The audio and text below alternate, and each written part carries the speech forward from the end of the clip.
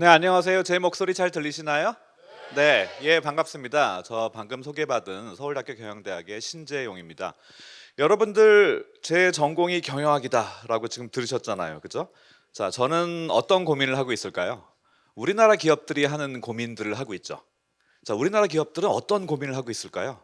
자, 여러 가지 고민을 하고 있겠지만 그중에 가장 큰 고민 중에 하나가 앞으로 사람이 귀해진다라는 고민을 하고 있습니다. 여러분들 그 정해진 미래라는 얘기 들어보셨나요? 자, 우리나라 인구 현상, 인구 절벽 현상을 관찰해 보면 굉장히 충격적인 여러 가지 사실들이 데이터로 나타납니다. 자, 간단히 말씀드리면 지금 25세에서 34세 사이 이제 기업에 취직할 연령, 그죠? 기업에 신규 유입되는 인구 수를 한번 생각을 해보면 지금부터 대략 2026년까지는 한 650만 정도를 유지합니다. 자, 그러다가 2060년부터 2026년부터 30년까지 그 4년 동안 100만이 줄어요. 자, 그래서 650만이었던 25세에서 34세 인구가 2030년이 되면 550만이 되고 2035년이 되면 500만 이하로 떨어집니다. 자, 이게 정해진 미래예요. 아무도 바꿀 수 없습니다. 자, 그리고 마찬가지로 지금 일하고 소비할 수 있는 인구들 대략 25세에서 59세 사이 인구를 보면은요. 지금 2,600만 명 정도 있어요, 대략. 자, 근데 앞으로 10년 동안 그 2,600만 명이 부산시 인구 327만 명이 감소를 합니다. 앞으로 10년 동안. 그다음 또 7년 동안은 대구시 인구 207만 명 정도가 감소할 거예요. 자, 이거 정해진 미래입니다. 어쩔 수 없어요. 자, 그러면 우리 삼성, SK, LG, 현대, 자, 이런 기업들은 어떤 고민을 해야 될까요? 그렇죠. 앞으로 2030년 정도만 되면 제 생각에는 삼성, SK, LG, 현대 이 이름만으로도 유능한 신규 인력 채용하는 거 정말 어려울 겁니다. 자, 그리고 아마 2030년 이후 정도 되면은요, 이공계 대학원생 씨가 마를 거예요. 지금 이미 서울대도 베트남에 분교를 만들어야 된다, 뭐 이런 얘기가 나오고 있습니다. 대학원생 수급이 원활치 않을 거다. 대학원 누가 갈까? 이 인구 절벽에 그런 고민들을 하고 있거든요. 자, 그래서 뭐 지금 사람을 어떻게 뽑을까 앞으로 이 정해진 미래를 맞아서 자, 앞으로 이 지금 60세 정년을 연장을 해야 될까? 자, 이런 고민들을 기업들이 하고 있죠. 자, 왜 제가 이런 말씀을 드리느냐? 자, 옛날에 우리나라 기업들은 사람을 그렇게 귀하게 여기지 않았어요. 자, 사람은 얼마든지 대체 가능하다. 야, 네가 그만두면 다른 사람 뽑으면 되지. 우리 회사에서 제일 중요한 거는 제조 라인이고 생산 설비고 우리가 엄청나게 사들이는 재료가 제일 중요하다. 자, 삼성전자는 1년에 재료를 110조 삽니다. 제조 라인 생산 설비의 가치가 한 170조 원 정도 돼요. 자, 그러면 어떤 생각을 했느냐? 자, 삼성전자에 12만 1000명의 임직원들이 있는데 인건비 16조를 쓰고 있어요. 자, 어떤 생각을 했느냐? 우리나라 기업들은 그동안 12만 1000명한테 쓰는 인건비 16조 아깝다라는 생각을 했습니다. 인건비는 비용이다. 자, 근데 이제 사람이 귀해지는 현상 피할 수 없게 됐어요. 자, 그래서 근본적으로 사람을 보는 관점을 바꾸고 있습니다. 자, 그리고 옛날에는요, 기업의 재무 성과, 매출이나 이익이나 이런 지표들이 주가를 결정했어요. 기업 가치에 큰 영향을 미쳤습니다. 자, 근데 우리 기업 가치에 영향을 미치는 요소 중에서 이 단기 재무 성과의 비중은 점점 줄고요. 작년에 매출이 얼마지, 이익이 얼마지? 자, 이런 거보다 점점 중요해지는 게 있어요. 자, 우리의 제품과 서비스에 열광하는 팬덤이 얼마나 있느냐? 우리 기업의 브랜드 파워는 얼마나 강한가? 자, 그리고 우리는 정말 유능하고 계속 혁신할 수 있는 R&D 인력을 얼마나 가지고 있느냐? 자, 인적 자본, 그죠? 브랜드 파워, 뭐 공급망 관리, 고객의 팬덤, 자, 이런 무형 자산들이 기업 가치에 중요한 영향을 미치고 있는데, 자, 결국 브랜드 파워가 됐던 R&D 능력이 됐던 뭐 열광하는 고객의 팬덤이 됐던 자, 그걸 만드는 게 다 누구냐? 사람이에요, 사람. 우리 12만 1,000명의 삼성전자 같으면 직원들이라는 거죠. 자, 그래서 이 사람이 귀해지는 시대를 맞아서 우리나라 기업들이 지금 어떤 고민을 하고 있는지를 한번 얘기를 해볼게요. 자, 여러분들 아마 몇 년생인지 모르겠는데 대략 뭐 2006년부터 2010년 사이 출생자일 것 같아요. 그죠? 그러면 우리가 보통 사람들 얘기하기로는 G세대라고 합니다. G세대. 그죠? 2010년 이후 출생자, 아마 중1들이 2010년생일 텐데 그때부터는 알파 세대라고 하죠. 자, 근데 여러분들 아직 대학 졸업하고 노동시장 진출하려면 시간이 많이 남았으니까 지금 우리나라 기업들의 젊은 요즘 세대 회사원들 하면은 보통 2030 직원들입니다. 나이로 따지면 대략 85년생부터 뭐 2000년 초반까지 출생자들 이겠죠. 자, 그러면 여러분들 2030 직원들이 정말 많거든요, 지금. 자, 우리나라 웬만한 기업들의 대략 50에서 60% 정도는 2030 직원들이다라고 이해하시면 되고, 자, 여러분들 네이버라는 회사 있죠? 네이버에 4,500명의 직원들이 있는데 50대 직원들은 40명밖에 안 돼요. 자, 그만큼 젊은 회사입니다. 2030 직원들이 전체 네이버 직원들의 한 70% 정도 되고요. 자, 그럼 네이버 같은 젊은 기업만 그러냐? 자, 저는 회계학 교수입니다. 자, 우리 그 회계사들이 일하는 회계법인들 보면은 전체 회계사의 대략 2030 회계사 비율이 80%가 넘는다라고 보시면 돼요. 로펌도 비슷합니다. 자, 그리고 예를 들면 전통적인 대기업들, 뭐 우리 LG의 예를 들면, 자, LG전자의 2030 직원들이 50%, LG 에너지 솔루션은 70%, LG화학은 66%, LG 디스플레이는 62%, LG 이노텍은 60%. 자, 그래서 여러분들이 어떤 기업의 이름을 대도, 자, 뭐 아산병원, 김앤장, 삼일회계법인 어떤 전문직 조직을 들이대도 다 60% 이상, 심지어 7, 80%가 다 2030 직원들이다. 이렇게 이해하시면 돼요. 자, 근데 자, 그들이 대세라고 해도 과언이 아닌데 여러분들, 자, 그들이 대세가 되고 조직의 주류가 됐는데, 자, 저 같은 우리 기성세대 라떼들, 자, 리더들이죠, 조직에. 자, 리더들 어떤 생각이 들까요? 너무 달라요. 또 자기 20대, 30대 때랑 비교해도 너무너무 다른 거예요. 자, 여러분들 너무너무 다른 친구들이 요즘 애들이 조직의 주류가 됐는데, 자, 기성세대 리더들 입장 바꾸면 머리 아플 것 같지 않아요? 예, 여러분들 선생님들이 여러분들 어떻게 바라보는지 생각하시면 이해가 빠르실 겁니다. 자, 그래서 근데 우리 2030 요즘 세대 직원들이 회사의 미래잖아요. 그리고 옛날처럼 얘 자르면 얘 그만두면 다른 애 뽑으면 되지 하는 시대가 아닙니다. 사람이 너무 귀해지고 앞으로 점점 귀해질 거예요. 자, 그러니까 결국 이들이랑 우리가 많이 다른데 리더 입장에서는 자, 우리가 다르다고 이해하려는 마음 없이 외계인 취급하면 안 되겠죠. 자, 그래서 요즘 기성세대 리더들, 임원들의 가장 큰 관심사는 자, 이 소위 MZ 세대들, 그죠? MZ 세대들이랑 어떻게 같이 일하고 공존할 것인가? 그게 가장 큰 화두입니다. 자, 근데 여러분들 같이 일하고 공존하기 위해서 가장 중요한 게 뭘까요? 이들을 이해해야 됩니다. 이해, 그죠? 이들은 우리 기성세대 리더들과 어떻게 다른 세대적인 특성을 갖고 있느냐 이해를 해야 되고, 이해하기 위해서 일하고 공존하고 결국 이들이 미래인데 이들의 잠재력을 극대화하고 계속적으로 인재를 끌어오고 붙잡아두기 위한 전략은 뭘까? 자, 이런 고민들을 하고 있죠. 그 가장 기본이 되는 게 아마 이해할 겁니다.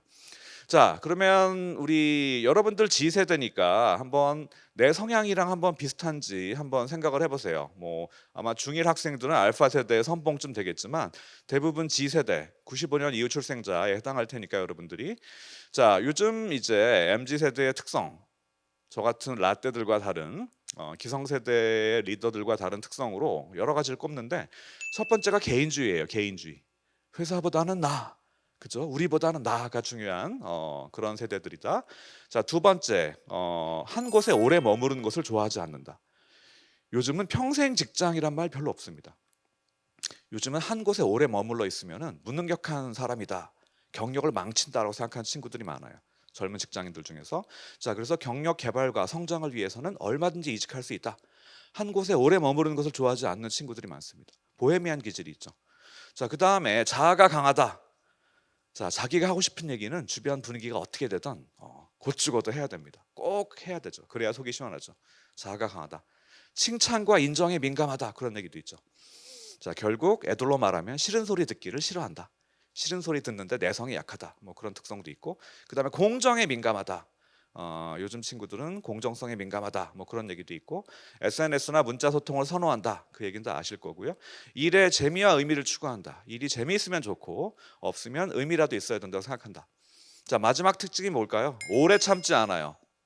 네, 오래 참지 않습니다. 굉장히 성격이 급해요.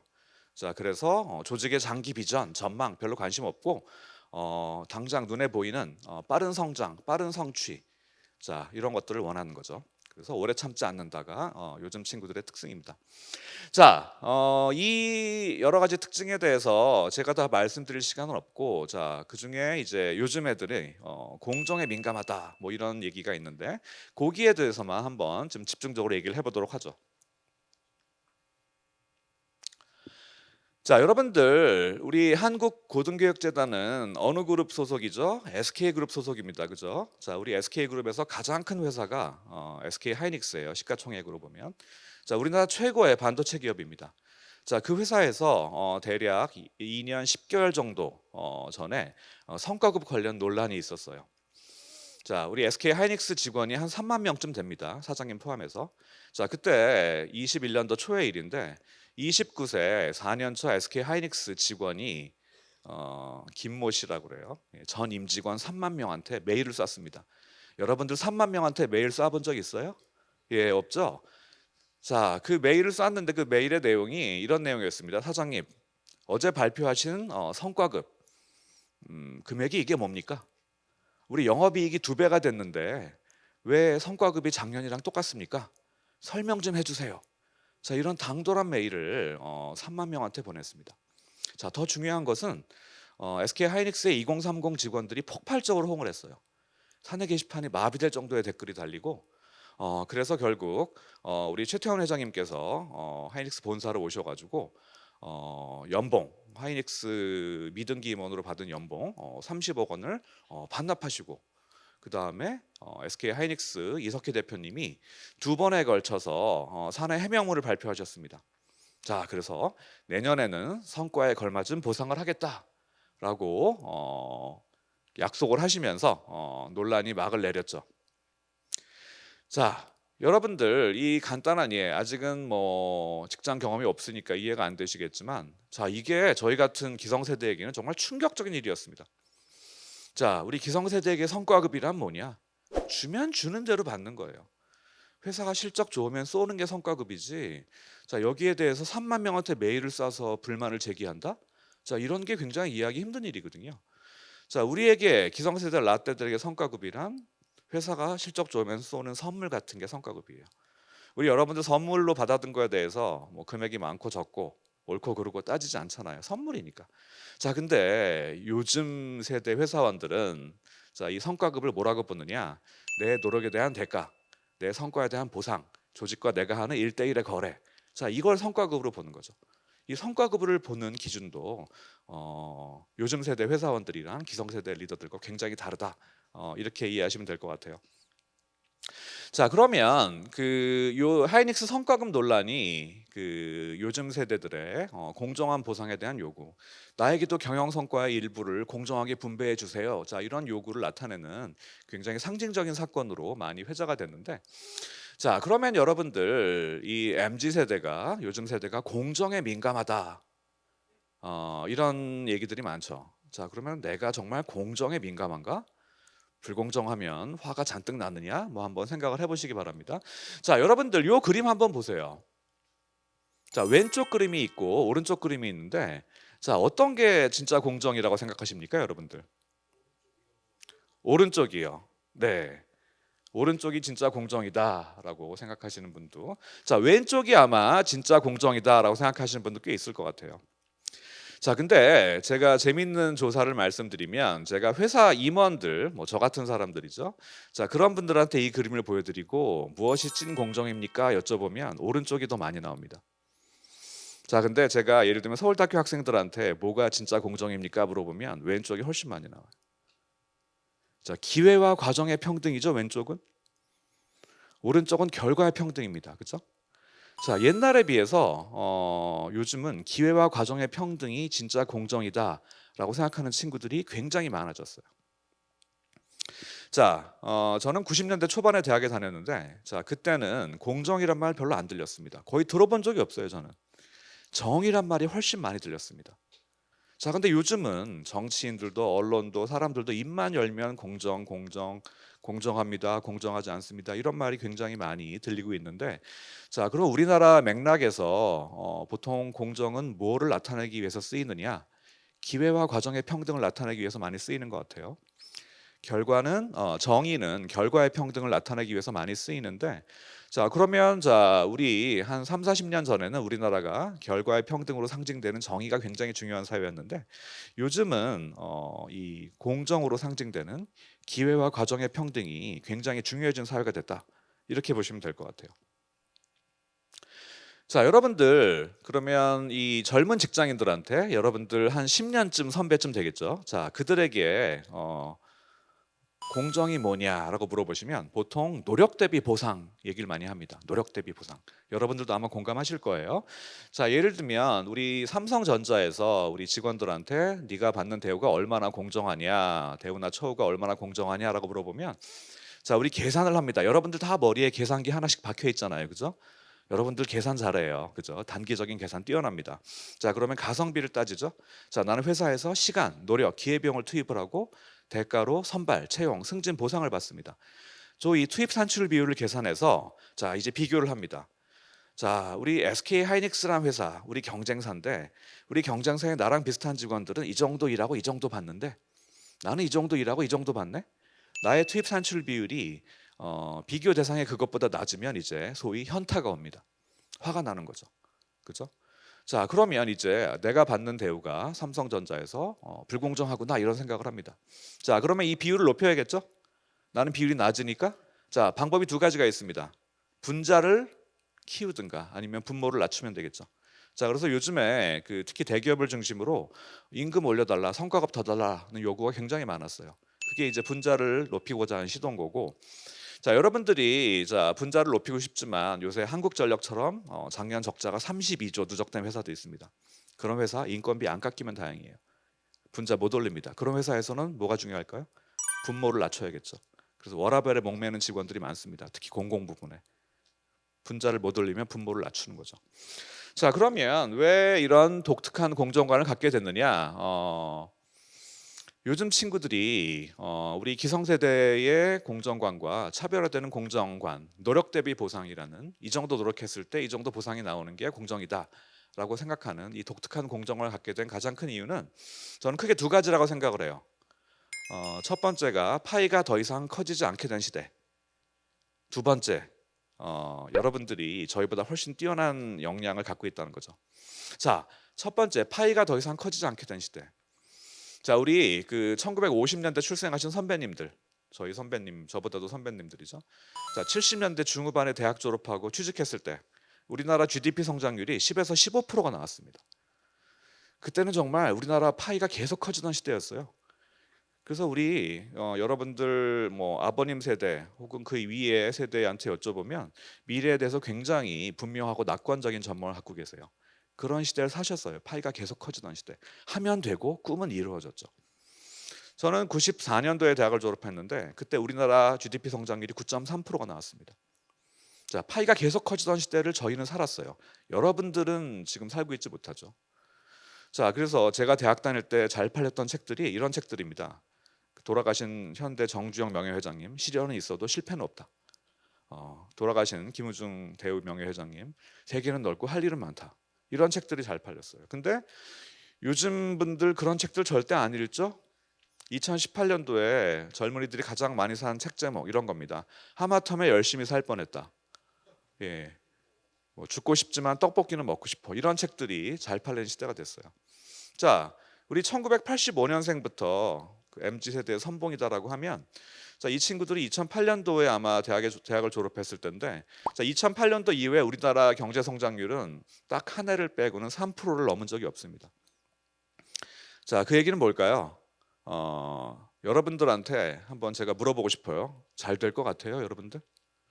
네, 미래에 대해서 낙관적인 전망을 갖고 있습니까? 물어보면 자, 제가 가르치는 그 서울대학교 형 누나들은 잘 안 될 것 같아요. 미래에 대해서 굉장히 비관적인 전망을 갖고 있습니다. 자, 그 이유는 파이가 더 이상 커지지 않게 된 시대. 앞으로 달라질까요? 올해 우리나라 GDP 성장률 1.3% 예측이에요. 거의 확정입니다. 내년에 아마 1% 성장할 거예요. 이제 저성장 시대 고착화됐습니다. 파이 안 커집니다, 이제. 자, 파이가 안 커지면 뭐가 중요하죠, 여러분들? 파이를 정확하게 쪼개는 게 중요해요. 요만큼의 불공정도 없이 파이를 정확하게 쪼개는 게 중요해졌습니다. 자, 그러니까 요즘 친구들이 이런 독특한 공정관을 갖게 된 거고, 자, 두 번째, 우리 MZ 세대 여러분들 포함해서 보통 뭐라고 하냐면 최고 학력을 쌓고 제일 많이 일하지만 가장 적게 버는 세대라고도 하고, 부모처럼 되기 싫지만 부모처럼 되기도 어려운 세대라고도 하고, 단군 이래 최초로 부모보다 못 살게 된 세대, 뭐 그런 얘기를 합니다. 자, 여러분들 서울 시내 학원이 24,000개가 있다고 해요.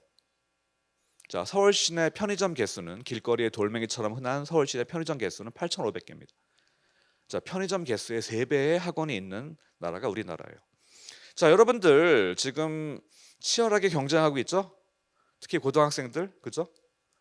자, 왜 경쟁하고 있는지, 내가 왜 이렇게 치열하게 경쟁하고 있는지 한번 생각을 해보세요. 자, 그쵸? 결국 좋은 대학 가기 위해서, 그죠? 좋은 대학은 왜 가려고 해요? 그렇죠. 좋은 일자리 잡기 위해서, 그죠? 자, 좋은 일자리는 왜 잡고 싶어요? 그렇죠. 예를 들면 뭐 가정도 꾸리고 여러 가지 이제 미래에 우리가 성장하기 위해서는 소득이 필요합니다. 자, 그래서 이게 바로 우리 20대 지금 젊은 회사원들의 부모님이 50대 부모들일 거 아니에요? 자, 이 50대 부모들이 우리 20대 형 누나들을 어떻게 키웠느냐? 여러분들도 마찬가지예요. 갈아 넣어서 키웠습니다. 네, 우리 소위 이런 용어를 씁니다. 학자들이 집중 양육됐다. 여러분들 부모님들은 여러분들 자식을 키우는 게 아니에요. 걸어다니는 이력서를 키우는 겁니다. 그래서 장차 좋은 대학 가서 좋은 일자리 잡고 높은 소득을 올리는 최소한 중산층을 되기를 바라는 바람이 있죠. 그죠? 자, 그래서 정말 갈아 넣어서 최고의 역량을 쌓아서 나중에 취직했을 때 최고의 역량을 발휘할 수 있도록 정말 치열하게 경쟁하면서 준비를 하고 취직을 시도하려고 했습니다. 자, 근데 여러분들이 이제 직면한 세상 한번 보실까요? 여러분들 선배들, 형 누나들, 그리고 여러분들도 아마 직면할 세상인데요. 자, 여기 보시면은 우리 서울대 동문과 실제 자료입니다. 자, 왼쪽은 저보다 2살 많은 분의 스펙이에요. 자, 오른쪽은 22년 후배님의 스펙입니다. 자, 왼쪽은 88년도에 대학을 들어온 분, 자, 오른쪽은 2010년도에 대학을 들어온 분이에요. 자, 우리 그 라떼 선배님, 기성세대 선배님들 스펙 한번 보시죠. 뭐 스펙이랄 게 없죠, 여러분들. 예, 요새 학점 2.7이면은요 서울대 경영대학에서 최하위권이라고 보시면 됩니다. 자, 근데 제 기준으로는 그렇게 나쁜 학점이 아니에요. 자, 어학점수 물론 없죠. 우리 기성세대 라떼들의 유일한 자격증은 운전면허증이었어요. 자, 그래서 이게 1종이냐 2종이냐 이게 굉장히 중요했습니다. 자, 근데 스펙이 없다시피 한데 무난히 대기업 회사에 대기업 계열사에 취직해서 잘 다니고 계신데, 자, 우리 22년 후배님 보세요. 자, 학점도 좋고 어학점수 토익 만점에 가깝고 스펙 경력 화려하게 쌓았는데 23곳 지원해서 다 떨어졌다. 자, 여러분들 저는 기아자동차라는 회사에 사회이사를 하고 있는데, 저희 기아자동차에서 작년에 생산직 근로자 100명을 채용을 했습니다. 자, 근데 몇 명 지원했는지 아세요? 5만 명이 지원했어요. 5만 명. 현대자동차에서 올해 4월에 생산직 근로자 400명을 채용했는데 18만 명 지원했습니다. 자, 여러분들 현기차의 생산직 구성원이 되기 위해서 뚫어야 되는 경쟁이 500대 1이에요. 자, 저희 같은 기성세대 리더들은 그런 경쟁 경험해 본 적이 없죠. 자, 그래서 요즘에 여러분들 형 누나에 해당하는 20대 젊은 회사원들 머릿속에 어떤 정서가 가장 지배적인 정서인지 조사해 보면 미래에 대한 불안, 미래에 대한 불확실성, 이 불안감이 가장 두드러진 정서로 나타납니다. 자, 뭐 너무 당연하죠. 이런 상황에서 여러분들 최고의 역량을 쌓고 자, 취직해서 우리 좋은 일자리를 잡고자 하는데 여러분들 거쳐야 되는 경쟁이 너무 치열한 거죠. 자, 그러면 여러분들 어떤 생각이 들겠어요? 막대한 불안감, 심리적인 압박감, 이 각박한 현실에 대한 불만, 자 이런 것들이 생깁니다. 자 그래서 여러분들이 선호하는 게 뭐냐? 뭐가 제일 공정합니까? 라고 제가 가르치는 서울대학교 학생들한테 물어보면 그런 얘기를 많이 해요. 평가자의 주관이 철저하게 배제된 객관적이고 공개적인 경쟁을 통해서 기회와 자원과 재화가 차등 분배되는 게 그나마 제일 공정합니다. 이런 얘기를 많이 하는 거죠. 그래서 기회와 과정의 평등. 자, 파이 쪼개기가 중요해진 시대를 맞아가지고 이 파이를 쪼갤 때 요만큼의 불공정도 용납하지 않는 완벽한 기회와 과정의 평등을 요구하는 그런 친구들이 굉장히 많아졌고, 자 결국 이 노력 대비 보상, 이 정도 노력했을 때 이 정도 보상이 나올 것이다. 자 이런 관계를 예측하는 게 굉장히 중요합니다, 여러분들. 이 각박한 현실을 맞아서. 자 그래서 그 노력 대비 보상 관계를 가장 잘 예측할 수 있는 메커니즘이 뭐냐? 보통 능력과 실력이라고 얘기를 많이 해요, 요즘 친구들은. 자 능력과 실력. 자 결국 뭐가 있을까요, 여러분들? 능력과 실력을 가장 잘 측정할 수 있는 거. 완벽하진 않지만 시험이죠. 자 그래서 요즘 여러분들 형 누나들 서울대학교 다니는 제 학생들은요, 학점 뭐로 매길까? 라고 물어보면 시험 한 방으로 해주세요, 그런 얘기 많이 합니다. 시험으로 인한 학업 평가를 가장 선호하고요. 조별 과제, 뭐 팀 프로젝트 너무너무 싫어해요. 예, 먹튀, 뭐 무임승차 때문에 너무너무 싫어요. 그런 얘기를 많이 합니다. 요즘 친구들이 가장 싫어하는 게 아마 무임승차일 거예요. 먹튀일 겁니다. 자, 그래서 이 요즘 친구들의 그 선호도, 이 노력 대비 보상 관계를 잘 예측하기 위해서 요즘 친구들이 선호하는 게 시험 기반 능력주의, 시험 기반 자원 배분 시스템. 자, 이게 이제 굉장히 두드러지게 나타납니다. 자, 뭐 시험이 완벽하진 않지만 그래도 객관적인 그리고 공개적인 경쟁을 통해서 검증된 능력에 따라서 기회, 자원, 재화를 분배하는 게 그나마 제일 공정하다라고 생각하는 친구들이 굉장히 많다는 거죠.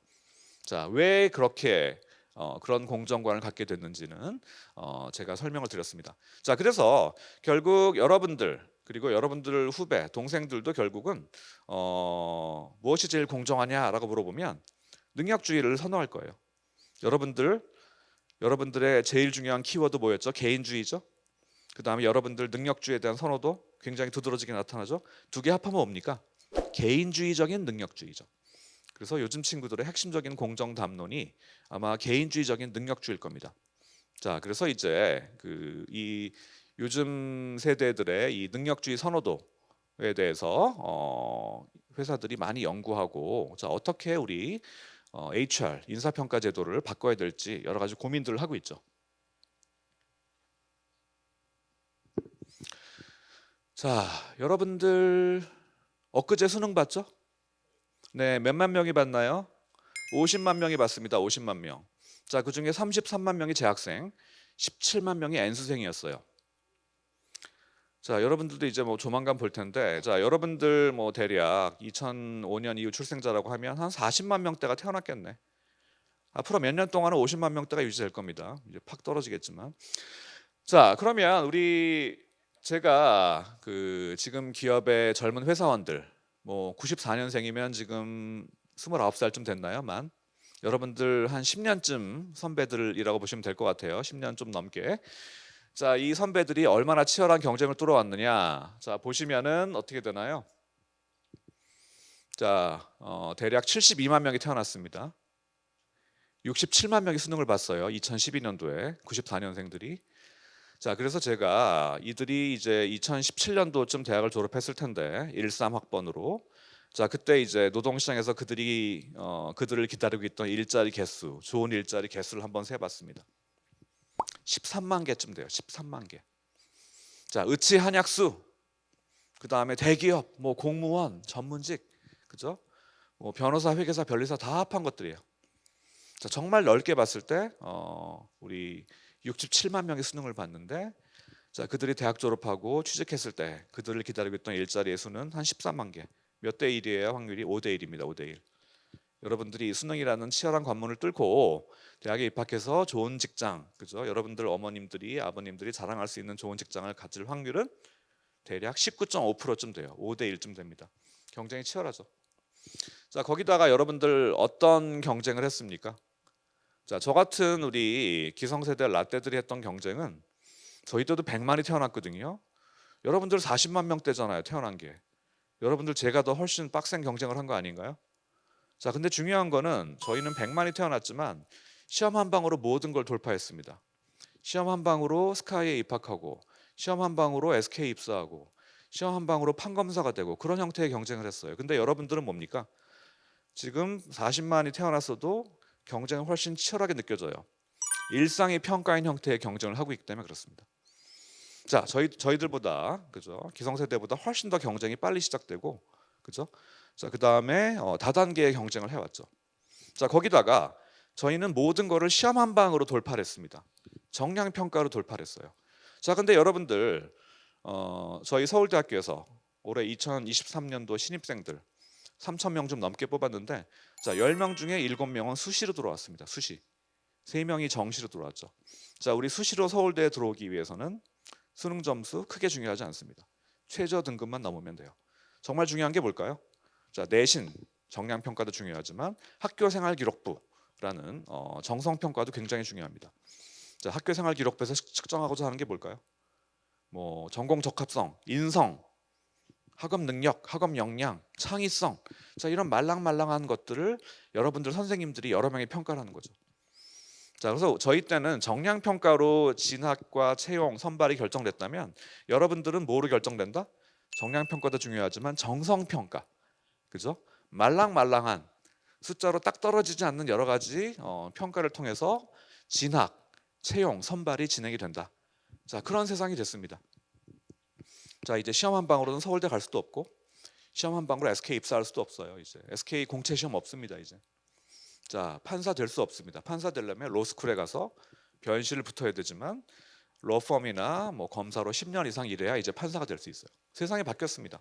자, 그렇기 때문에 여러분들 정성 평가가 주가 된 이 5대1의 치열한 토너먼트를 뚫기 위해서 경쟁하는 분들, 여러분들 그렇기 때문에 뭐를 우리가 생각해 볼 수 있을까요? 자, 여러분들은 기본적으로 이 게임의 룰이 얼마나 공정하냐에 굉장히 많은 관심을 가질 수밖에 없어요. 왜? 시험은 딱 떨어집니다. 딱히 이의를 제기하기가 힘들어요. 하지만 정성평가, 학교생활 기록부의 여러 가지 선생님들의 코멘트들, 사실 얼마든지 이의를 제기할 수 있죠. 자, 이 정성평가 위주의 선발 채용제도, 이 진학제도가 얼마나 내가 갈아 넣은 시간의 노력, 시간과 노력의 가치를 잘 평가하고 있는지 항상 여러분들은 곤두세우고 있습니다. 자, 그래서 이 게임의 룰의 공정성 끊임없이 따져보고 마음에 들지 않으면, 이해할 수 없으면 이의를 제기하는 게 여러분들 DNA다, 이렇게 생각하시면 될 것 같아요. 자, 그래서 이건 넘어가고, 자, 여러분들 오징어 게임 봤나요? 오징어 게임? 보면 안 되잖아, 그죠? 예, 아, 그런가요? 자, 우리 이제 예를 들면 오징어 게임에 여러 가지 게임들이 있잖아요. 자, 이 중에서 뭐가 제일 공정한지 한번 생각을 해보세요, 여러분들. 여러분들은 뭐가 제일 공정한 것 같아요? 자, 예를 들면 줄다리기. 자, 우리 달고나 뽑기 한번 생각해 보세요. 달고나 뽑기. 자, 달고나 뽑기는 여러분들이 만약에 우산 모양을 뽑았다 라고 하시면 집에 가셔야 됩니다. 100%. 그죠? 예, 집에 못 가죠. 그죠? 예, 천국에 가셔야 되는 거죠. 그죠? 자, 근데 그 이정재 씨 보면은 우산 모양을 뽑았는데 우리가 능력으로 달궈내잖아요. 그죠? 분해냅니다. 그죠? 침을 바르고 라이터를 달궈 가지고 분해내죠. 자, 운과 능력이 다 중요합니다. 자, 줄다리기. 줄다리기 우리 조편성 제비를 뽑았는데 다 노인이다, 다 여성이다라고 하면은 또 천국 가야죠. 자, 운빨이 되게 중요합니다. 자, 근데 그게 다는 아니잖아요. 능력도 중요하죠. 그죠? 줄다리기 스킬, 전략이 중요해서 이정재도 사실 질지 않았는데 예, 이겨내죠. 운과 능력이 중요하고. 여러분들 이거 알아요? 유리징검다리? 네, 유리징검다리는 뭡니까? 능력은 하나도 중요하지 않아요. 오로지 운빨입니다. 출발 번호표를 뭘 뽑았느냐? 그 다음에 18단계에 걸쳐서 일반 유리, 강화 유리 중에 뭘 선택하느냐? 자, 일단 먼저 출발하면 거의 죽죠. 그 다음에 나중에 출발했다고 하더라도 자, 우리가 18단계 연속으로 강화 유리를 선택을 해야 살아남을 수 있어요. 근데 여기서 능력은 하나도 중요하지 않습니다. 운빨만 중요하죠. 여러분들은 뭐가 더 공정한 것 같아요? 줄다리기랑 유리쟁검다리랑. 네, 줄다리기가 더 공정해 보이죠. 그죠? 순수하게 승부가 운으로 결정되는 유리증검다리, 그 다음에 능력도 어느 정도 역할을 하는 줄다리기. 요즘 친구들은 줄다리기를 능력주의를 선호하는 요즘 친구들은 줄다리기가 더 공정하다라고 생각할 것 같습니다. 자, 춤 잘 추죠? 자, 근데 여러분들, 자, 탁월한 성과를 내는 비보잉 그룹인데, 자, 이 비보잉 그룹 팀원이 몇 명이에요, 여러분들? 네, 5명인데 성과는 누가 내고 있습니까? 예, 한 명이 다 내고 있죠, 그죠? 나머지는 다 먹튀입니다, 그죠? 무임승차자, 박수만 치고 있죠. 자, 우리나라 기업들이 이런 탁월한 성과를 내는 단위 조직 어떻게 평가해 왔느냐, 보상해 왔느냐? 탁월한 성과를 내네. 파격적인 보상을 줘야지. 자, 근데 파격적인 보상을 설정한 다음에는 나눠줄 때는 보통 우리나라 기업들 어떻게 나눠주는지 아세요? n분의 1로 나눠줘요. n빵으로. 네, 똑같이.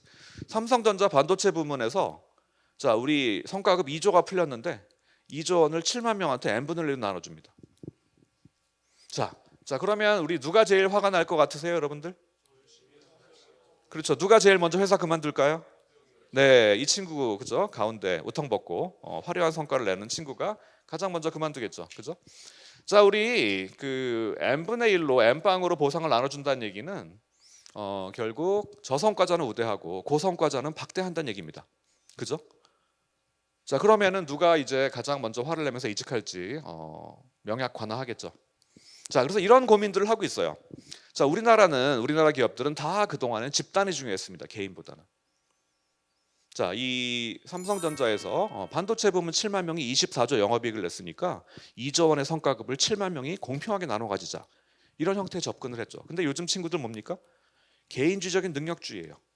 능력과 실력에 따라서 보상이 차등 분배되는 게 N빵 위주의 동일 보상보다 훨씬 더 좋다라고 생각하는 친구들이 많은 거죠. 자, 그래서 오늘 제가 시간 관계상 뒤에 부분은 설명을 못 드렸지만 제 메시지는 굉장히 간결합니다. 자, 요새 우리나라 기업들 뭐가 고민이라고요? 옛날엔 사람이 흔했어요. 네가 가면 널 뽑으면 되지. 네가 가면 다른 사람 뽑으면 되지. 자, 근데 이제 사람이 귀해지고 있습니다. 정해진 미래예요. 사람은 엄청나게 귀해질 겁니다. 그죠? 옛날에는 어때요? 그죠? 사람한테 잘해주면은 회사 이익의 마이너스였습니다. 사람한테 잘해준다는 게 뭐예요? 월급 더 주고 일 덜 시키고 하면은 이익이 떨어지겠죠? 그럼 주가도 떨어져요. 다 싫어했습니다. 근데 요즘은 뭐예요? 사람한테 잘해주는 게 우리 회사 이익에, 우리 회사 주가에 도움이 되겠구나. 옛날에는 우리 오너들의 질문이 이거였어요. 만나면 야, 너 밥값은 하고 있냐? 자, 이런 질문에 관심이 많았다면 요즘은 뭡니까? 내가 어떻게 얘한테 더 잘해줘서 이 MZ세대, 더 나아가서 이 알파라고 그러죠? 이 알파 세대에 유능한 인력들을 계속 어트랙트하고 뽑아오고 또 붙잡아 둘 것이냐. 자, 그게 이제 우리나라 기업의 가장 큰 숙제 중에 하나인 거죠. 자, 그렇기 때문에 요즘 우리나라 기업들이 여러분들을 이해하고 여러분들과 같이 일하고 공존하는 방법을 배우기 위해서 열심히 여러분들을 이해하기 위해서 노력하고 있다. 그런 말씀을 드리면서 오늘 강연은 여기서 마치겠습니다. 자, 감사합니다. 교수님이 생각하시는 공정이란 무엇입니까? 제가 생각하는 공정이요. 네. 네, 사실은 공정은 사람 따라 다르다가 정답인 것 같습니다. 그래서 중요한 건 이거죠. 저는 이 능력주의를 선호하는 이 요즘 친구들의 현상, 사실은 충분히 이해할 만한 것 같아요. 그죠? 기회와 과정의 평등에 큰 가중치를 두는. 자, 우리가 완벽하게 객관적이고 공개적인 경쟁을 통해서 기회와 자원과 재화가 차등 분배되는 게 제일 공정한다, 이런 생각을 갖고 있는데 그런 것들 이해가 안 가는 바는 아닙니다. 자, 파이 쪼개기가 중요해진 시대이기 때문에 그렇죠. 근데 여러분들 완벽한 공정이 있겠어요? 자, 우리 여러분들 성과는 뭐가 좌우합니까? 자, 저는 기본적으로 3개라고 생각을 해요. 첫 번째가 노력, 두 번째가 재능, 세 번째가 운빨입니다. 안 그래요? 그죠? 여러분들 학업 성적 뭐가 좌우합니까? 그 3개예요. 자, 우리 유전자 로또란 말이 있죠? 예, 여러분들 넘사벽인 친구 보면은 아무리 열심히 해도 못 이기죠? 자, 기본적으로 재능. 자, 누구한테 받은 겁니까? 유전으로 넘어오는 거죠. 부모한테 유전으로 받은 거죠. 자, 운빨. 우리가 어떻게 할 수 있는 게 아닙니다. 우연으로 결정되는 거죠. 자, 근데 우리가 보통 노력에는 희망을 걸죠. 자, 우리 부모님들은 다 노력을 강조하십니다. 그죠? 저도 강조해요. 저 아들들한테. 자, 하지만 우리 해외 연구에 따르면, 해외 유전학자들의 연구에 따르면 이 노력에 필요한 강한 의지, 굳은 결심도 60% 정도가 유전으로 결정된다고 그래요. 자, 그러면 뭡니까? 우리 성과에 필요한 세 가지 요소, 노력, 재능, 운 중에서 우리가 할 수 있는 게 아무것도 없어요. 자, 무슨 얘기냐? 능력주의. 우리가 능력과 실력에 따라서 모든 게 차등 분배되는 게 공정하다라고 생각하는 거, 그게 그나마 낫다고 생각하는 거 이해는 하지만, 자, 여러분들 완벽하게 평등한 경쟁이 있을까요? 없을 것 같지 않아요, 그죠? 자, 예를 들면은 여러분들 많이 뭐 수능 시험이 제일 공정하다 그런 얘기 많이 하죠. 네이버 댓글 보면 옛날에 사법 시험이 정말 공정했다 그런 얘기 많이 하는데, 자, 그게 정말 완벽하게 공정한 걸까요? 자, 우리 사람마다 출발선이 다릅니다. 그죠? 출발선상에서 우리가 상속과 증여가 있기 때문에 사람들이 출발하는 출발선상의 자원이 다 달라요. 자, 그 다음에 재능 다 다릅니다. 그죠? 우리 부모로부터 물려받은 유전, 나를 둘러싼 환경, 자, 이런 것들이 다 달라요. 자, 그렇기 때문에 완벽한 공정은 없어요. 그래서 저는 이제 그 우리 마이클 샌델 교수가 얘기한 공정하다는 착각이란 책 아마 읽어보신 분도 계실 텐데, 자, 이 능력주의를 선호하는 요즘 세대들의 세태에 대해서 좀 걱정을 많이 가지고 있죠. 사실은 정말 순전히 당신의 능력과 실력으로 그 자리에 서 있습니까? 많은 경우에는 정말 운이 좋았고 출발 운이 좋았던 사람들이 많거든요. 그죠? 자, 능력주의가 지금처럼 계속 팽배해지면 우리 사회는 어떤 현상이 생길까요? 승자는 오만에 빠질 겁니다. 그죠? 왜? 오롯이 내 성공은 노력과 실력과 능력으로 이룬 거니까. 자, 패자는 좌절감과 절망감에 빠질 거예요. 똑같은 기회가 주어졌는데 나는 그 기회를 이용하지 못하고 실패했으니까 오롯이 내 탓이구나. 자, 이런 현상이 생기겠죠. 자, 그러면 우리 사회에서 뭐가 깨질까요? 공동체가 깨지게 됩니다. 그죠? 결국 민주주의를 뒷받침하는 핵심적인 가치, 공동체 의식이 깨지게 되는 거죠. 그래서 저는 무엇이 제일 공정하냐? 아까 왼쪽 그림, 오른쪽 그림에서 저는 나이가 좀 있잖아요. 오른쪽 그림이죠. 예, 결과의 평등이 중요하다. 우리 출발 운이 부족한 사람들이 있어요. 많은 사람들은 자기가 삼루에서 태어났는데 삼루타를 쳤다고 생각을 합니다. 그죠? 이 출발 운이 안 좋았던 사람들에 대해서 우리가 사회적으로 도와주는, 보조하는 그런 시스템, 출발선상의 평등을 맞춰주는 그런 장치가 필요한데, 지금은 그냥 이 공정담론이 그냥 철저하게 공개된 경쟁, 철저하게 공정한 시험 정도에 머물러 있는 것 같아요. 여러분들의 공정에 대한 시각이. 그게 좀 안타깝죠, 저는. 다른 기업은 연봉 올려주는데 우리 아빠는 연봉을 올려주지 않는 것은 공정하지 않다고 생각하십니까?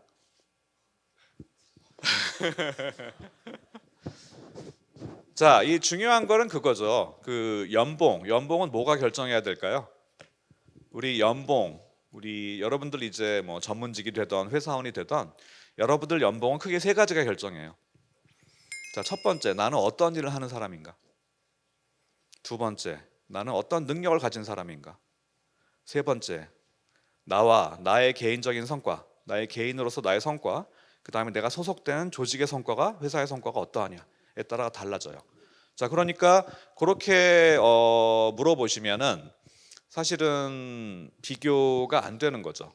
그러니까 예를 들면 뭐 우리가 정확한 비교를 하기 위해서는 결국 같은 일을 하고 같은 능력을 가지고 있고 같은 성과를 내는 개인을 두 개 비교했을 때 누구는 어느 회사는 연봉을 올려주고 어느 회사는 동결이고, 혹은 연봉 수준 자체가 뭐 차이가 날 수도 있겠죠.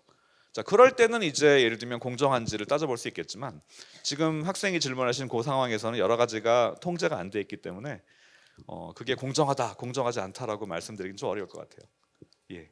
연봉이 오르는 것보다 물가가 오르는 정도가 더 심하잖아요. 그러면 항상 돈이 가치가 약간씩 내려가는데 그랬는데도 왜 사회는 붕괴하지 않는 거예요, 그렇게? 네, 그렇게 보통 생각을 많이 하시는데 보통 이제 기업에서 임금 인상이란 게 있어요. 임금 인상. 그래서 이제 삼성전자 같은 경우는 작년, 재작년 같은 경우는 기본급을 9% 정도 인상을 했고요. 올해도 4% 정도 인상을 했습니다. 자, 무슨 얘기냐면은 자, 일단은 물가 상승률이라든가 뭐 각종 법정 보험 그 지급률 같은 게 인상이 되면 그만큼은 보통 회사에서 임금에 반영을 해줘요. 그래서 특히 이제 많은 대기업들은 물가 상승률 정도 그 다음에 플러스 알파로 해가지고 그해 이제 임금 인상률을 정합니다. 노사 합의에 의해서. 그래서 많은 경우 특히 우리나라 대기업들은 물가 상승률은 커버한다라고 보시면 될 것 같아요. 자, 근데 이제 뭐 그럼 우리나라 대기업만 있느냐? 아까 보셨지만은 대기업 취직할 수 있는 사람은 5만 명이에요. 자, 그러면은 제가 말씀드린 중견 중소기업들은 항상 그게 보장되진 않죠. 제가 질문하고 싶은 거는 이제 나중에 더 미래가 돼서 이제 MZ 세대들이 기업에 이제 임원 자리에 올라가고 기업을 이끌게 됐을 때 그때 기업의 미래는 어떻게 생각하시는지 궁금합니다. 네, 그 좋은 질문이에요. 이게 이제 뭐 그런 거죠. 그 나이 땐 다 그래. 우리 뭐 MZ 현상이든 알파 현상이든 기성세대 리더들이 이제 우리랑 다르기 때문에 요즘 애들 정말 달라. 이해가 안 돼라고 얘기하시는데 어떤 분들은 그런 얘기를 하세요. 저 나이 때 다 그런 거 아니야?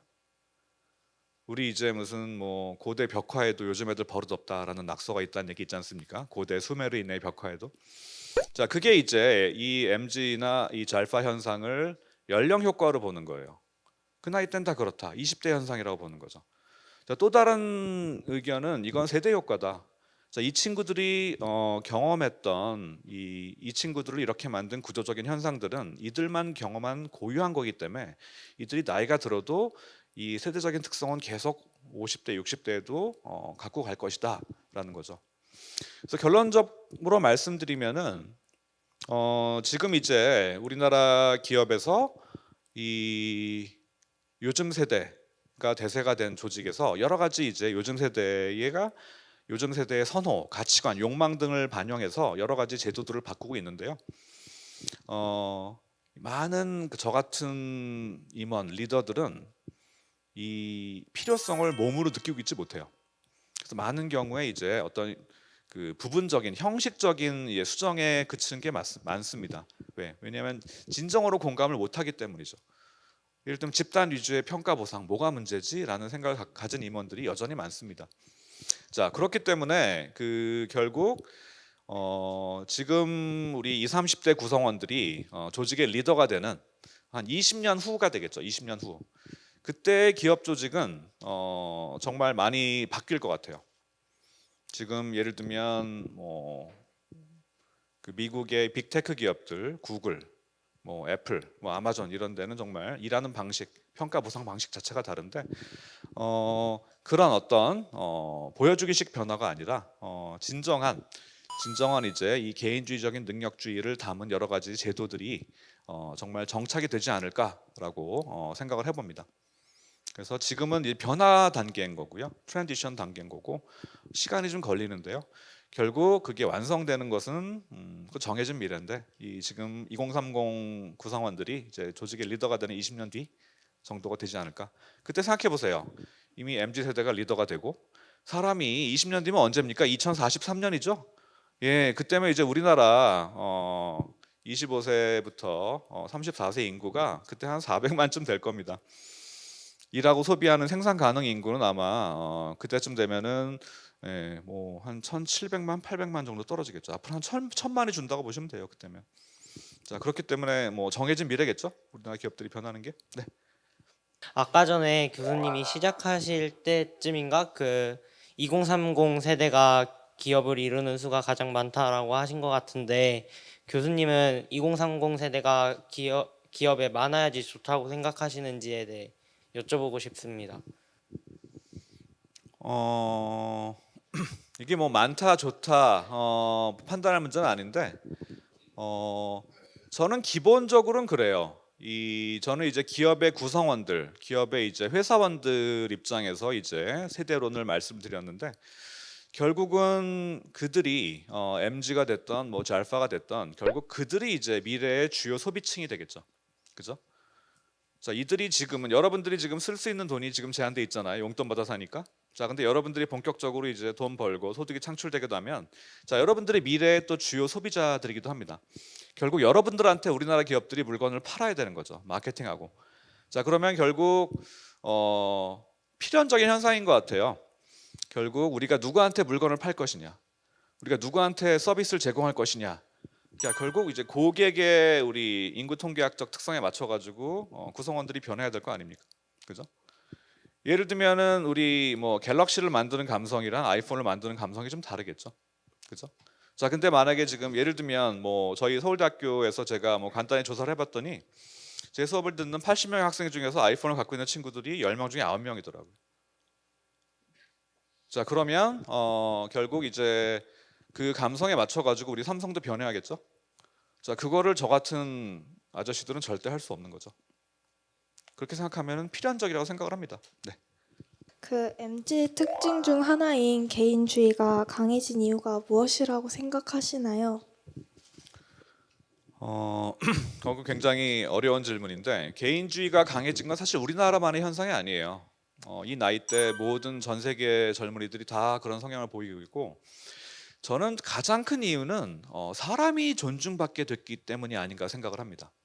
자, 옛날에는 사람이 우리 예를 들면 그냥 n분의 1, 예를 들면 거대한 예를 들면은 공장을 구성하는 하나의 톱니바퀴 정도로 생각을 한 거죠. 사람은 그 정도로 인력은 얼마든지 대체 가능하고 너는 n분의 1의 존재고 뭐 이런 네가 없으면 다른 사람 뽑으면 되고 자 이런 식의 어프로치였기 때문에 사실 사람이 그렇게 존중받지 못하던 사람이 제값을 받지 못하던 시대였어요. 그죠? 자 근데 이 개인주의가 팽배해진 건 뭐냐면 결국 우리가 사회가 발전하고 소득 수준이 올라가면서 이 사람 개개인이 되게 중요해진 것 같아요. 사람을 개인으로서 존중해주는 어떤 사회 분위기 자 이런 것들이 팽배해지면서 생각을 해보세요 여러분들 그 저희 예를 들면 어머니 저희 아버지 어머니들은 저희 아버지는 9남매 저희 어머니는 6남매에서 자라셨거든요. 자 요즘은 보통 많아야 둘이죠. 외동이죠. 자 그러니까 훨씬 더 사람이 귀해졌습니다. 자 여러분들 생각해 보세요. 여러분들 뭐 형제 자매가 한 5명 6명 더 있었다고 생각을 해봐요. 여러분들 받는 대접이 달라지겠죠 부모님한테. 예 지금 그런 시대가 된 거죠. 사람이 더 귀해지면서 사람이 더 존중받는 하나의 자아로서 존중받는 그런 시대가 된 거고 자 그러면 그렇게 자라고 성장한 친구들은 당연히 내가 미 퍼스트인 세대가 되겠죠. 그때 뭐 사회 정의라든가 국가의 뭐 공공복리라든가 국가 이익보다는 내가 더 중요한 자 그렇게 자란 거죠. 예. 저는 이제 그 성장 배경이 그리고 인구 통계학적 변화, 사회 트렌드의 변화가 가장 큰 영향을 많이 미쳤다고 생각을 합니다. 전 세계적으로 관찰된 현상이에요. 기업 내에서 목적이 그 이윤 추구잖아요. 근데 과거와 달리 요즘 MZ 세대들이 개인 능력주의 같은 능력으로 인해서 과거에 비해 도움이 되는지에 대해 궁금해서 질문하게 되었습니다. 자, 결국은 이 능력주의를 선호하는 요즘 친구들이 우리 기업 입장에서 이런 친구들이 많아졌는데 이 친구들이 우리 옛날 저 같은 사람들에 비해서 밥값을 하고 있느냐 그 질문으로 받아들여도 될까요? 네, 봐야겠죠. 봐야겠지만 간단히 말씀드리면은 이제 노동의 시대가 갔어요. 이제는 창의의 시대입니다. 창의의 시대. 자 그래서 이제 저희 때는 사실은 어떤 직원이 좋은 직원이냐 노동을 잘하는 회사에서 원하는 노동을 잘 제공하는 직원이 인재였죠. 그죠? 회사 제도에 순응적이고 우리가 하던 거를 더 잘하는 그죠? 우리가 해왔던 비즈니스 모델을 그대로 유지하면서 하던 거를 더 잘하는 효율성을 계속 높일 수 있는 더 높은 생산성을 보일 수 있는 자 그런 사람이 인재였습니다. 어떤 제도적인 틀 내에서 자 요즘은 틀을 벗어나야 되죠. 자 많은 우리나라 기업들은 지금 이제 하던 거를 더 잘하는 그런 모델에서 벗어나서 이제 가보지 않은 길을 가야 되거든요. 한 번도 가보지 않은 길을 가야 되는데 요즘은 이제 씨름하던 씨름 선수가 갑자기 이제 100m 트랙에서 단거리 달리기를 해야 되는 그런 세상이 됐습니다. 이종 산업의 경계가 무너지고 융복합 시대가 오면서 이제는 도대체 저 회사가 무슨 회사지에 대해서 경계가 되게 모호해지고 있어요. 자, 우리 지금 우리나라 기업 중에서 이 IT 개발자를 제일 많이 뽑는 기업이 현대자동차입니다. 네이버가 아니에요. 카카오가 아닙니다. 블랙홀처럼 많이 빨아들이고 있는 데가 지금 현대자동차 밑에 계열사 포리투닷이라는 회사인데 자율주행 소프트웨어 회사죠. 자, 무슨 얘기냐? 이제 가보지 않은 길을 가게 해주는 그런 인재들이 필요한 거고, 노동을 잘 제공할 수 있는 인재가 아니고, 자, 창의를 잘 제공할 수 있는 새로운 시도를 하고 혁신을 하고 리스크 테이킹을 하고, 자, 이런 인재들이 굉장히 중요해졌는데, 자, 그런 측면에서는 사실 선택 여지가 없는 것 같아요. 요즘 친구들이 그런 면에서 저희 같은 기성세대에 비해서 훨씬 더 창의적이고 노동보다는 창의에 가까운 친구들이 많기 때문에 사실은 아까 말씀드린 결국 이제 여러분들 또래들이 여러분들이 만든 제품과 서비스를 소비할 거다라는 이유 하나. 자, 그다음에 기성세대 우리가 이제 굉장히 그 올림픽 매스 게임 하듯이 자, 일사불란하게 칼군무를 추던 기성세대들은 절대 할 수 없는 그런 창의의 시대를 맞아가지고, 자, 여러분들이 이제 하던 걸 더 잘하는 게 아니고 가보지 않은 길을 가는 게 중요한 그런 시대에는 여러분들이 더 회사에 많은 밸류를 제공할 수밖에 없는 거죠. 저는 뭐 그것도 역시 정해진 미래라고 생각합니다. 공정과 관련해서 공정? 예. 앞으로 세대들이 생각해야 할 이런 고민이 무엇이 있을까요? 그러니까 여러분들 결국 그 개인주의적인 능력주의는 뭡니까? 각자 도생입니다. 각자 도생. 그렇죠? 결국 이제 각자 도생의 시대가 도래했어요. 그렇죠? 우리 이제 초개인 시기를 넘어서 송기령 박사는 그런 책을 썼습니다. 시대 예보. 핵개인의 시대. 이제 핵개인이란 말이 나와요, 지금. 자, 그 정도로 원자와 파편화된 시대가 됐습니다. 자, 결국 그 개인주의적인 능력주의 그 담론을 계속 확장시키면 오로지 나만 중요한 거죠. 나만 잘 먹고 잘 살면 되는, 자, 그런 현상이 올 겁니다. 그죠? 완벽하게 공정한 오징어 게임 같은 판에서, 그죠? 나만 살아남으면 되는 거죠. 남이 어떻게 되든. 자, 그런 세상, 여러분들 나만 잘 먹고 잘 사는 각자 도생의 시대, 핵개인의 시대, 여러분들 좋으세요? 예, 이제 생각을 해보실 때가 됩니다. 아까 그 하신 질문과 관련해서 결국은 오롯이 내 노력과 능력과 실력으로 내가 이룬 거다고 생각을 하면 타인에 대한 연민이 없습니다. 사회에 대한 부채의식이 없어요. 나만 잘 먹고 잘 살면 됩니다. 실패한 사람들은 능력과 실력과 노력이 부족해서 실패한 거지 우리가 동정할 여지가 없는 거죠. 자, 그러면 가장 중요한 게 샌델 교수 말입니다. 공동체가 붕괴합니다. 공동체가 붕괴한 거죠. 그죠? 승자에게는 축복을, 패자에게는 좌절. 자, 이렇게 우리가 돌려주는 사회가 얼마나 여러분들이 원하는 사회인지 한번 생각을 해보시면 좋을 것 같아요. 자, 그래서 제가 계속 말씀드리지만은 여러분들이 왼쪽 그림을 더 공정하다고 생각하는 이유, 왼쪽 그림을 더 공정하다고 생각하는 비율이 늘어나는 것은 어쩔 수 없다고 생각을 해요.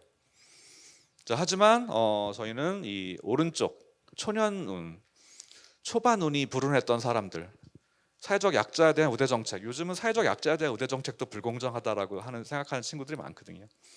아까 사과 괴짝 2개 올려놓고 야구 경기 보던 꼬마 있죠. 예, 그거 어떻게 보면 굉장히 정의로운 결과 아닙니까? 그런데 과정이 불공정할 수 있어요. 왜 쟤는 사과 괴짝 2개 올려놔?